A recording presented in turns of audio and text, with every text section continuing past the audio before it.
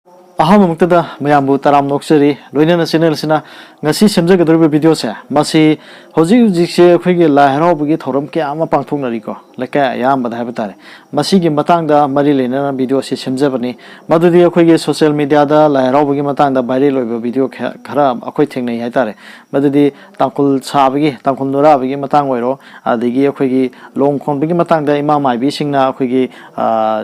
kano tawriba singduda naha angang laisabi singduda akhoi kari nga phai kari pata kholi kari nga phai kain tawno bi matang laidana sigum du viral se khara dum mayam thengna birom gane batare social media da maduga mari lenana ngasi gi video se semjabani tasing namakidi aina hijaning bidi lai harau ba hariba pose ngasi muk pangthonariba habatare sigi matungina viral go inerak pasida atopa community ne boy rasu adige inkhali banaharo singna boy rasu la harau bu je akhoi gi icham chamna hainadreba हाबदे मी हरावने हाइदना हाइनरे मसी चुमनगी festival अमोइना Uhl हाबतारे मरु ओइरम पोचे मसी मरु ओइदबा हाबतारे कछु नतब अमोइना ओले ए हाबतारे मसी याम नुंगाइजतब हाबतारे social media दा सुमाइना थोलकपदगी अखोइगी Aruba ला हरावबा हारिबा pot असे आराम बलंबिरोमदा मयाम उनरकपसे मसी नुंगाइजतदुना video से लखचबनी अदुगा यानि समजगदरिबा ngasi video se maru oina la haraubagi manung chana lairiba adugumba longkhonbagi matangdo ima mai bisingna kari pata kholi kari nga phai kana haiba poto adugi matangda lokhosage tobune haibadi ima mai bisingna haiba tabiranguni kari pata kholi kari nga phai haibduda akhoigi kha khong lai khongda kholi ngano yama phai adigi nungjeng de kholi ngamu ama phai kan leidana sumaina haiba sum thengnaranguni mayamna sigi posi akhoigi ngano yama phai haraga kayam thage kayam kana toge kayam pakke kana sum kainom da satlan bhai tar mayam ji yeng bada mi ji nokna dana khona dana leidana adigi ngamu phai kayam chawi sange du leidana heta kainom da salan bhai batare ima mai bi khada gi ne batare pulapki wa na ti ko khara yaw ha batare sina akhoigi la raw bu sida tawri bu se aram brom da sum naha singna tongam bo khalam da unare ha batare madu gi damakta hari be poto yamna luba matang amagi pot amani ha base aina inkhlag liba aigi ngasi gi viewer jing biri bisingda khangan jagi khanduna aina masi lokhachabani masi gi matang da ai yam ka hena khangba makti nasade adubu lai haraugi matang da umang lai harau rol haidana lairik ama laibane maduda ayamba lai haraugi matang da loi yaugani aduga hairi ba longkhon bigi matang ja masiju akhoigi history ge mari leina ba ibdo pa khangbabu laisnana akhoigi longkhon dona thibigi matang amani haibetare madu yamna lubu matang ne ba akhoi hujuji akhoi madu gi wari do khangdamni na tonga mo khalamda punare haibetare aduna masi kari matangi kari gi damakta kholibno kamai tawuna haibedo chorak mama sum thamjage tawjabani ayam wari do I happy chorak pakar haijar keba ibdo pakhang bana akhoi tangje lil lama olaga adugumba laisnana phoramba phause masigi mathakta ona thoidana sanaba matang ma yawe ma ke wari dai betare tangjilin on base pakhang wana tangjilil oli on de to amba wari am laiko mayam sumari yena bhai betare adubu iramba laik tigi matungina nai lokhosare bise omanglai haraulon su yawi ko masigi wari se atoba bido pakhang bigi wari da su masi dum yawgalli ko laisnana karigi damukta long kholino habigi matang ma betare maduda yawba wari du nei thamjari bise linomba on da buduna tongan ba ma ohela se betare aduna hairiba wari sida kamai taw haba matamda ibdo pakhang bana tangjilil lamagil sayona ma tawraga mahangna hairiba laisnana phoramba phause masigi mathakta on thoidana sanaba matang sida khaba ning thosina masi pakhang bane habaje mahangna khangbadagi pakhang bagi machana pa khuyoi tom bokse masida luwang tauna hairiba linna se kanduna hal alleba hal thatu ebako haliba linja masi mahaki machani pasina nungjeng pukhida langthualeba khaban habadagi matungina khabani thong injan bagi matungina adumaina langthuale habatare adumain taweba aduda hariba matang duda laisna se leiba nateba chathokeba habatare ko adumaina hai wari sida adur mangna halaba matungda mahaki machana pana wari che tawbadagi sumain tawdana tangjil lamana sumaina akhogi phau mathak se tawrambadagi hatoga nungjeng bukida thadagre na habisida machana pana hariba wari duda mama laisnana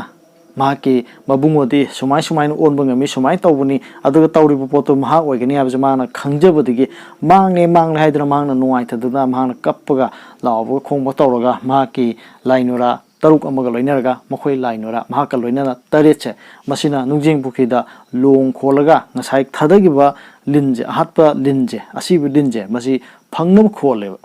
madugi matang aduneba ꯑꯁꯤ ꯑꯩꯈꯣꯏꯅ ꯂꯥꯏ ꯍꯔꯥꯎꯕꯗ ꯇꯧꯅꯔꯤꯕ ꯂꯣꯡ ꯈꯣꯟꯕꯒꯤ ꯃꯇꯥꯡꯗ ꯌꯥꯎꯔꯤꯕꯁꯦ ꯃꯈꯣꯏꯅ ꯈꯣꯟꯕꯁꯤꯗ ꯍꯥꯏꯔꯤꯕ ꯇꯥꯡꯖꯦꯜꯁꯤꯗꯤ ꯐꯪꯗꯕꯗꯒꯤ ꯉꯥ ꯂꯩꯗꯅ ꯉꯥꯃꯨꯒꯨꯝꯕ ꯀꯩꯒꯨꯝꯕ ꯁꯨꯝ ꯐꯥꯕꯒꯤ ꯃꯇꯥꯡꯒꯤ ꯑꯗꯨꯒꯨꯝꯕ ꯀꯩ ꯍꯥꯏꯅꯤ ꯋꯥꯔꯤꯗ ꯌꯥꯎꯕ ꯄꯣꯠꯇꯣ ꯃꯗꯨ ꯂꯥꯏ ꯍꯔꯥꯎꯕꯁꯤꯗ ꯎꯠꯄꯅꯦꯕ ꯑꯩꯈꯣꯏ ꯃꯌꯥꯝ ꯎꯍꯟꯕꯅꯦ ꯍꯥꯏꯕ ꯇꯥꯔꯦ ꯑꯗꯨꯅ ꯍꯥꯏꯔꯤꯕ ꯄꯣꯠꯁꯦ ꯑꯩꯈꯣꯏꯅ ꯇꯣꯉꯥꯟꯕ ꯋꯥꯈꯜ ꯑꯃꯗ ꯆꯠꯍꯟꯕ ꯍꯥꯏꯕ ꯇꯥꯔꯦ ꯍꯥꯏꯕꯗꯤ ꯃꯗꯨꯒꯤ ꯋꯥꯔꯤꯗꯣ ꯈꯪꯗꯕꯅꯤꯅ ꯏꯆꯝ ꯆꯝꯅ ꯀꯔꯤꯒꯤ ꯈꯣꯜꯂꯤꯅꯣ ꯀꯃꯥꯏꯅ ꯇꯧꯔꯤꯅꯣ ꯁꯨꯝ ꯎꯃꯪ ꯂꯥꯏ ꯑꯁꯤꯗꯕꯨ ꯄꯥꯠꯇ ꯀꯩꯗ ꯂꯩꯕꯅꯤꯅ ꯑꯗꯨꯒꯤ ꯑꯣꯏꯅ ꯇꯧꯔꯤꯖꯥꯠꯂꯥ ꯍꯥꯏꯗꯅ ꯃꯌꯥꯝ ꯎꯅꯩ ꯍꯥꯏꯕ ꯇꯥꯔꯦ ꯅꯍꯥꯔꯣꯟꯁꯤꯡꯅ ꯑꯗꯨ ꯅꯠꯇꯦ ꯑꯗꯨꯅ ꯍꯥꯏꯔꯤꯕ ꯄꯣꯠꯇꯣ ꯌꯥꯝꯅ ꯂꯨꯕ ꯃꯇꯥꯡ ꯑꯃꯅꯤ ꯍꯥꯏꯗꯅ ꯑꯩ ꯉꯁꯤꯒꯤ ꯚꯤꯗꯤꯑꯣꯁꯤ ꯂꯧꯈꯠꯆꯕꯅꯤ ꯍꯥꯏꯕ ꯇꯥꯔꯦ ꯑꯃꯔꯣꯝꯗ ꯑꯃꯨꯛ ꯑꯩꯅ ꯈꯤꯇꯪꯒ ꯍꯥꯏꯖꯔꯕꯗ ꯑꯩꯈꯣꯏꯒꯤ ꯂꯥꯏ ꯍꯔꯥꯎꯕꯁꯦ ꯃꯁꯤ ꯑꯌꯨꯛꯇꯒꯤꯅ ꯅꯨꯃꯤꯗꯥꯡ ꯐꯥꯎꯗ ꯄꯥꯡꯊꯣꯛꯂꯤꯕ ꯊꯧꯔꯝꯁꯤꯡꯁꯦ ꯃꯁꯤ ꯑꯩꯈꯣꯏꯒꯤ ꯌꯥꯝꯅ ꯇꯉꯥꯏ ꯐꯗꯅ ꯈꯪꯗ ꯌꯥꯗꯕ ꯃꯌꯥꯝ ꯑꯃ ꯇꯥꯛꯄ ꯑꯣꯏꯅ ꯇꯧꯋꯦ ꯍꯥꯏꯕ ꯇꯥꯔꯦ ꯑꯩꯈꯣꯏꯗ ꯄꯔꯥ ꯇꯝꯕꯤꯕꯒꯨꯝꯕꯅꯦꯕ ꯑꯍꯜ ꯑꯃꯅ ꯑꯉꯥꯡꯁꯤꯡꯗ ꯃꯃꯥ ꯑꯃꯅ ꯃꯄꯥ ꯑꯃꯅ ꯃꯈꯣꯏꯒꯤ ꯃꯆꯥꯁꯤꯡꯗ ꯑꯉꯥꯡ ꯑꯃ ꯀꯃꯥꯏꯅ ꯁꯦꯝꯒꯅꯤ ꯍꯥꯏꯕꯁꯦ ꯃꯁꯤ ꯆꯤꯟꯅ ꯍꯥꯏꯕꯗ ꯉꯝꯃꯣꯏꯕ ꯇꯥꯛꯄꯗ ꯇꯥꯛꯐꯝ ꯈꯪꯉꯣꯏꯕ ꯑꯗꯨꯕꯨ ꯂꯥꯏ ꯍꯔꯥꯎꯕꯁꯤꯗꯗꯤ ꯌꯥꯎꯋꯦꯕ ꯌꯨꯝꯁꯥꯔꯣꯟꯒꯤ ꯃꯇꯥꯡꯗ ꯌꯥꯎꯋꯦꯕ ꯖꯒꯣꯏ ꯁꯥꯗꯅ ꯑꯩꯈꯣꯏꯒꯤ ꯃꯥꯏꯕꯤꯁꯤꯡꯅ ꯌꯨꯝ ꯁꯥꯕꯒꯤ ꯃꯇꯥꯡ ꯃꯌꯥꯝ ꯌꯥꯎꯔꯤꯀꯣ ꯁꯤꯒꯨꯝꯕ ꯃꯌꯥꯝ ꯌꯥꯎꯔꯤꯕ ꯃꯤ ꯁꯦꯝꯕꯗ ꯀꯃꯥꯏꯅ ꯇꯧꯋꯤ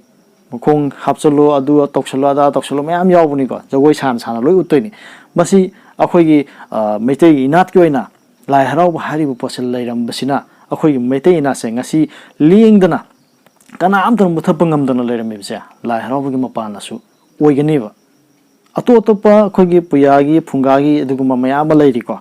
ꯁꯤꯗ ꯑꯃꯨꯛꯁꯨ ꯑꯩꯈꯣꯏꯒꯤ ꯂꯥꯏ ꯍꯔꯥꯎꯕꯁꯦ ꯃꯁꯤꯁꯨ ꯌꯥꯝꯅ ꯃꯔꯨ ꯑꯣꯏ ꯍꯥꯏꯕ ꯇꯥꯔꯦ ꯃꯁꯤ ꯂꯩꯔꯝꯕꯁꯤꯅꯁꯨ ꯑꯩꯈꯣꯏꯒꯤ ꯃꯩꯇꯩ ꯏꯅꯥꯠꯁꯤꯗ ꯃꯨꯠꯀꯦ ꯇꯧꯔꯨꯕꯁꯦ ꯃꯁꯤꯅꯁꯨ ꯑꯗꯨꯝ ꯀꯜꯂꯒ ꯂꯥꯛꯈꯤꯕꯅꯦ ꯍꯥꯏꯕꯁꯦ ꯑꯩ ꯃꯌꯥꯝꯗ ꯈꯪꯍꯟꯅꯤꯡꯕ ꯍꯥꯏꯕ ꯇꯥꯔꯦ ꯍꯥꯏꯕꯗꯤ ꯎꯃꯪ ꯂꯥꯏ ꯍꯥꯏꯕꯁꯤꯗꯕꯨ ꯑꯩꯈꯣꯏꯒꯤ ꯂꯩꯀꯥꯏ ꯑꯃꯗ ꯅꯠꯇ꯭ꯔꯒ ꯈꯨꯟ ꯃꯔꯤ ꯃꯉꯥ ꯄꯨꯟꯁꯤꯜꯂꯒ ꯎꯃꯪ ꯂꯥꯏ ꯑꯃꯃꯝ ꯂꯩꯌꯦꯕ ꯑꯩꯈꯣꯏꯒꯤ ꯃꯅꯤꯄꯨꯔꯁꯤꯗ ꯎꯃꯪ ꯂꯥꯏ ꯃꯁꯤꯡ ꯂꯥꯡꯉꯝꯗꯅ ꯂꯩꯕ ꯎꯃꯪ ꯂꯥꯏ ꯃꯁꯤꯡ ꯑꯗꯨꯛꯀꯤ ꯃꯇꯤꯛ ꯌꯥꯝꯃꯤ ꯍꯥꯏꯕ ꯇꯥꯔꯦ ꯑꯗꯨꯅ ꯍꯥꯏꯔꯤꯕ ꯎꯃꯪ ꯂꯥꯏꯁꯤꯡꯁꯤꯗ ꯆꯍꯤ ꯈꯨꯗꯤꯡꯒꯤ ꯆꯍꯤꯒꯤ ꯃꯥꯒꯤ ꯀꯨꯝꯒꯤ ꯃꯇꯝ ꯌꯧꯔꯛꯄ ꯃꯇꯝꯗ ꯂꯥꯏ ꯍꯔꯥꯎꯕ ꯊꯧꯔꯝꯁꯦ ꯄꯥꯡꯊꯣꯛꯑꯦꯕ ꯄꯥꯡꯊꯣꯛꯄꯁꯦ ꯅꯨꯃꯤꯠ 5ꯅꯤ ꯄꯥꯡꯊꯣꯛꯄ ꯌꯥꯎꯏ 5ꯅꯤ ꯄꯥꯡꯊꯣꯛꯄ ꯌꯥꯎꯏ 5ꯅꯤ ꯄꯥꯡꯊꯣꯛꯄ ꯌꯥꯎꯏ 11ꯅꯤ ꯄꯥꯡꯊꯣꯛꯄ ꯌꯥꯎꯏ ꯂꯩꯗꯅ 9ꯅꯤ ꯄꯥꯡꯊꯣꯛꯄꯁꯨ ꯑꯗꯨꯝ ꯌꯥꯎꯏ ꯊꯥ ꯑꯃ ꯄꯥꯡꯊꯣꯛꯄꯁꯨ ꯌꯥꯎꯏ 35ꯅꯤ ꯄꯥꯡꯊꯣꯛꯄꯁꯨ ꯌꯥꯎꯏ ꯁꯨꯃꯥꯏꯅ ꯄꯥꯡꯊꯣꯛꯑꯒ ꯇꯧꯔꯛꯏꯕꯁꯦ ꯑꯩꯈꯣꯏꯗ ꯄꯔꯥ ꯑꯃ ꯇꯝꯕꯤꯕꯒꯨꯝꯅꯦꯕ ꯑꯩꯈꯣꯏꯗ ꯀ꯭ꯂꯥꯁ ꯑꯃ ꯑꯩꯈꯣꯏꯒꯤ ꯃꯩꯇꯩꯒꯤ ꯑꯗꯨꯒꯨꯝꯕ ꯏꯆꯤꯟ ꯏꯅꯥꯎꯁꯤꯡꯁꯤꯗ ꯀ꯭ꯂꯥꯁ ꯑꯃ ꯇꯝꯕꯤꯕꯒꯨꯝꯕꯅꯦꯕ ꯇꯣꯉꯥꯟꯕ ꯍꯥꯏꯕ ꯇꯥꯔꯦ ꯑꯗꯨꯒ ꯑꯩꯈꯣꯏꯒꯤ ꯎꯃꯪ ꯂꯥꯏꯁꯤꯡꯒ ꯑꯩꯈꯣꯏꯒ ꯅꯛꯅꯕꯒꯤ ꯇꯥꯏꯃꯤꯡ ꯑꯃ ꯍꯥꯏꯕ ꯇꯥꯔꯦ ꯍꯥꯏꯕꯗꯤ ꯏꯃꯥ ꯃꯥꯏꯕꯤꯁꯤꯡꯅ ꯂꯩꯕꯥꯎ ꯐꯥꯎꯔꯤꯕ ꯈꯣꯠꯂꯤꯕ ꯑꯔꯥꯏꯕ ꯑꯝꯇ ꯅꯠꯇꯦ ꯂꯩꯗꯅ ꯃꯌꯥꯝꯅ ꯊꯥꯖꯗꯕꯅꯤ ꯃꯌꯥꯝ ꯑꯃ ꯂꯩꯔꯤꯀꯣ ꯇꯣꯉꯥꯟꯕ ꯋꯥꯔꯤ ꯃꯌꯥꯝ ꯑꯃ ꯂꯩꯔꯤ ꯃꯗꯨ ꯑꯩ ꯇꯨꯡꯒꯤ ꯇꯣꯄꯤꯛꯇ ꯑꯗꯨꯝ ꯂꯧꯈꯠꯆꯔꯒꯦ ꯑꯗꯨꯒ ꯂꯩꯕꯣꯜꯂꯥ ꯊꯥꯕꯒꯤ ꯃꯇꯥꯡꯗꯁꯨ ꯑꯗꯨꯝ ꯑꯩ ꯃꯇꯨꯡ ꯇꯥꯕꯗ ꯂꯧꯈꯠꯆꯔꯛꯀꯦ ꯍꯥꯏꯕ ꯇꯥꯔꯦꯀꯣ ꯁꯤꯒꯨꯝꯕ ꯈꯔ ꯑꯗꯨꯝ ꯂꯥꯏꯔꯤꯛꯀꯤ ꯃꯇꯦꯡ ꯂꯧꯔꯒ ꯃꯌꯥꯝꯒꯤ ꯁꯨꯝ ꯈꯨꯗꯣꯜ ꯇꯝꯖꯔꯛꯀꯦ ꯑꯗꯨꯒ ꯂꯣꯏꯅꯅ ꯑꯩꯅ ꯉꯁꯤ ꯊꯝꯖꯈꯤꯕ ꯍꯥꯏꯕ ꯇꯥꯔꯦ ꯑꯩꯈꯣꯏꯒꯤ ꯂꯣꯡ ꯈꯣꯡꯕꯒꯤ ꯃꯇꯥꯡꯗꯣ ꯃꯗꯨꯁꯨ ꯑꯩ ꯚꯤꯗꯤꯑꯣ ꯃꯇꯦꯛ ꯑꯃ ꯁꯨꯝ ꯍꯥꯞꯆꯔꯛꯀꯦ ꯃꯗꯨ ꯑꯩꯈꯣꯏ ꯂꯩꯀꯥꯏꯒꯤ ꯑꯗꯨꯒꯨꯝꯕ ꯑꯩꯈꯣꯏꯒꯤ ꯂꯩꯀꯥꯏꯒꯤ ꯑꯀꯄꯥꯠꯀꯤ ꯈꯨꯕꯝꯁꯤꯗ ꯑꯩꯈꯣꯏ ꯏꯕꯨꯙꯧ ꯋꯥꯡꯐꯨꯔꯦꯜ ꯈꯥꯅ ꯆꯥꯎꯕꯒꯤ ꯈꯨꯕꯝ ꯑꯃ ꯂꯩꯌꯦꯕ ꯃꯍꯥꯛꯀꯤꯁꯨ ꯍꯟꯗꯛꯁꯦ ꯑꯩꯈꯣꯏꯒꯤ ꯂꯥꯏ ꯍꯔꯥꯎꯕꯁꯦ ꯅꯨꯃꯤꯠ 11ꯅꯤ ꯍꯔꯥꯎꯈ꯭ꯔꯦ ꯂꯣꯏꯈ꯭ꯔꯦ ꯍꯥꯏꯕ ꯇꯥꯔꯦ ꯃꯗꯨꯗ ꯑꯩꯅ ꯅꯝꯍꯧꯕ ꯃꯇꯦꯛ ꯑꯃ ꯍꯥꯏꯕ ꯇꯥꯔꯦ ꯅꯣꯡ ꯌꯥꯝ ꯇꯥꯏ ꯑꯗꯨꯅ ꯅꯨꯃꯤꯠꯇꯨ ꯅꯣꯡ ꯌꯥꯝ ꯇꯥꯏ ꯍꯥꯏꯇꯥꯔꯦ ꯑꯩꯅ ꯅꯝꯃꯤ ꯚꯤꯗꯤꯑꯣꯁꯦ ꯃꯌꯥꯝ ꯌꯦꯡꯃꯤꯟꯅꯁꯦ ꯃꯤꯠꯌꯦꯡ ꯇꯥꯃꯤꯟꯅꯁꯦ ꯑꯗꯨꯒ ꯑꯩꯅ ꯍꯥꯏꯖꯅꯤꯡꯕꯅ ꯚꯤꯌꯨꯋꯔꯁꯤꯡꯗ ꯊꯝꯖꯅꯤꯡꯕꯅ ꯂꯥꯏ ꯍꯔꯥꯎꯕꯁꯦ ꯑꯩꯈꯣꯏꯒꯤ ꯃꯤ ꯍꯔꯥꯎꯕ ꯑꯣꯏꯅ ꯎꯍꯜꯂꯤꯕꯁꯦ ꯃꯁꯤ ꯎꯗꯅꯕ ꯑꯩꯈꯣꯏ ꯃꯌꯥꯝ ꯍꯣꯠꯅꯃꯤꯟꯅꯁꯦ ꯑꯗꯩ ꯏꯃꯥ ꯃꯥꯏꯕꯤ ꯍꯣꯏ ꯃꯌꯥꯝ ꯑꯃ ꯑꯈꯪ ꯑꯍꯩ ꯃꯌꯥꯝ ꯑꯃꯁꯨ ꯂꯩꯕꯤꯔꯤꯀꯣ ꯃꯈꯣꯏꯅꯁꯨ ꯑꯗꯨꯝ ꯃꯌꯥꯝꯅ ꯇꯧꯅꯔꯤꯕꯁꯤꯗ ꯃꯌꯥꯝꯅ ꯈꯤꯇꯪ ꯅꯨꯡꯉꯥꯏꯔꯣꯏꯗꯕ ꯌꯥꯎꯅꯔꯛꯑꯒꯗꯤ ꯈꯤꯇꯪꯗ ꯑꯣꯏꯔꯁꯨ ꯃꯤꯠꯌꯦꯡ ꯆꯪꯍꯟꯅꯤꯡꯉꯤ ꯍꯥꯏꯕ ꯇꯥꯔꯦꯀꯣ ꯍꯥꯏꯕꯗꯤ ꯑꯉꯥꯡ ꯏꯟꯈꯠꯂꯛꯏꯕꯁꯤꯡꯅ ꯑꯗꯨꯒ ꯑꯇꯣꯞꯄ ꯀꯝꯃꯨꯅꯤꯇꯤꯁꯤꯡꯅ ꯂꯥꯏ ꯍꯔꯥꯎꯕꯁꯦ ꯑꯇꯣꯞꯄ ꯂꯥꯏꯟ ꯑꯃꯗ ꯁꯨꯝ ꯆꯠꯈꯤꯗꯅꯕ ꯍꯥꯏꯕ ꯇꯥꯔꯦ ꯁꯤꯒꯨꯝꯕꯁꯤ ꯈꯤꯇꯪ ꯌꯦꯡꯁꯤꯜꯍꯟꯅꯤꯡꯉꯤ ꯍꯥꯏꯕ ꯇꯥꯔꯦ ꯑꯗꯨꯅ ꯃꯈꯥ ꯇꯥꯕ ꯑꯣꯏꯅ ꯑꯩꯅ ꯅꯝꯖꯕ ꯚꯤꯗꯤꯑꯣꯗꯣ ꯃꯌꯥꯝ ꯃꯤꯠꯌꯦꯡ ꯇꯥꯃꯤꯟꯅꯈꯤꯁꯤ ꯍꯥꯏꯗꯅ ꯍꯥꯏꯖꯔꯤ